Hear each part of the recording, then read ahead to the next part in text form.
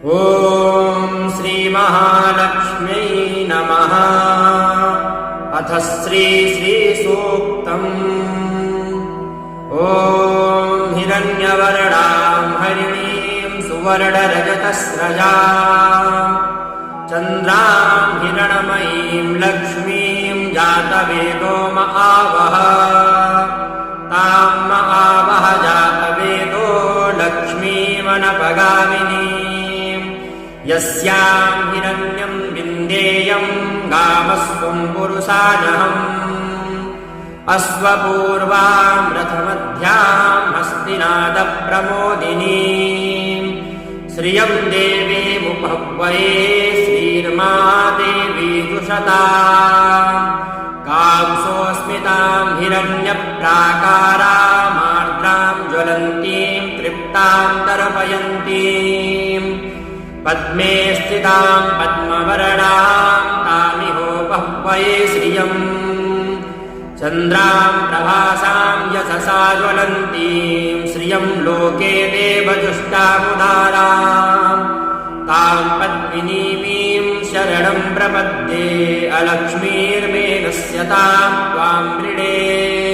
आदित्यवर्णे तपसोऽधिजातो वनस्पतिस्तव वृक्षोत बिल्वः तस्य फलानि तपसानुदन्तु या अन्तरायाश्च बाह्या अलक्ष्मीः। उपैतु मां देवसखः कीर्तिश्च मणिना सह प्रादुर्भूतोऽस्मि राष्ट्रेऽस्मिन् कीर्तिवृद्धिं ददातु मे। क्षुद्पिपासामलां ज्येष्ठामलक्ष्मीं नाशयाम्यहम् अभूतिमसमृद्धिं च सर्वान् निर्णुद मे गृहात्। गन्धद्वारां दुराधरशां नित्यपुष्टाङ्करीषिणीम् ईश्वरीं सर्वभूतानां तामिहोपह्वये श्रियम्।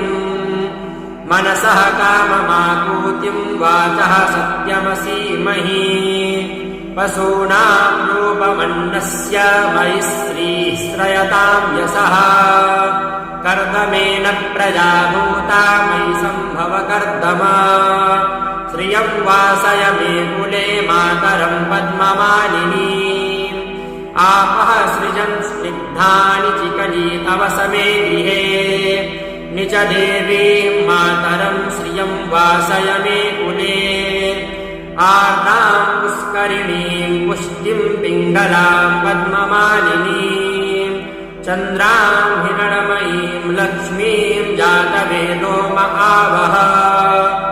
आर्द्रां यः करिणीं यष्टिं सुवर्णां हेममालिनीं सूर्यां हिरणमयीं लक्ष्मीं जातवेदो महावः। तां महावः जातवेदो लक्ष्मीमनपगामिनीं यस्यां हिरण्यं प्रभूतं गावो दास्योऽस्वान्विन्देयं पुरुषानहम्। यः शुचिप्रयतो भूत्वा तुरीयादाज्यमन्वहम्। सूक्तं पञ्चदशर्जं च श्रीकामः सततं जपेत्।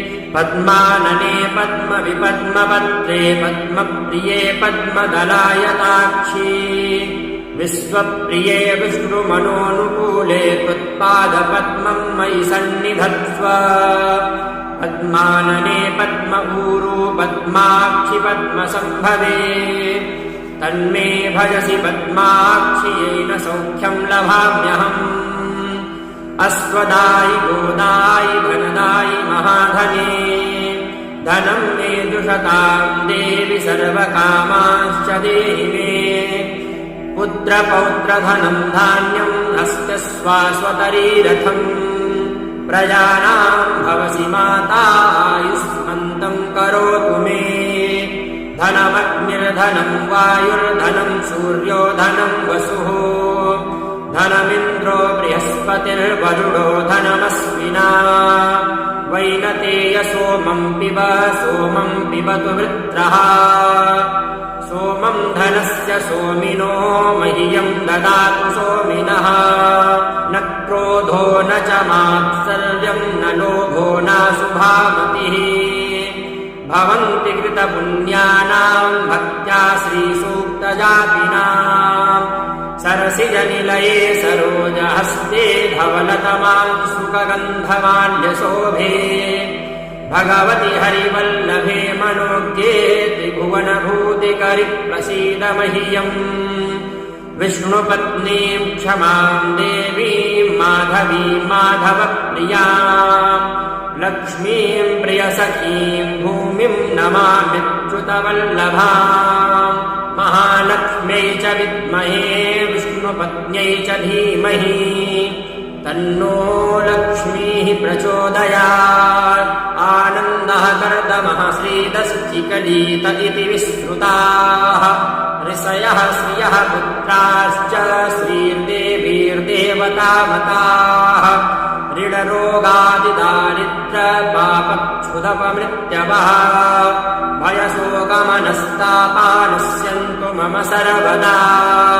श्रीरवरजस्वमायुष्यमारोग्यमाविधाच्छोभमानम् महीयते धनम् धान्यम् पशुम् बहुपुत्रलाभम् शतसंवत्सरम् दीर्घमायुः ॐ ऋग्वेदोक्तम् श्रीसूक्तम् श्रीलक्ष्म्यर्पणमस्तु।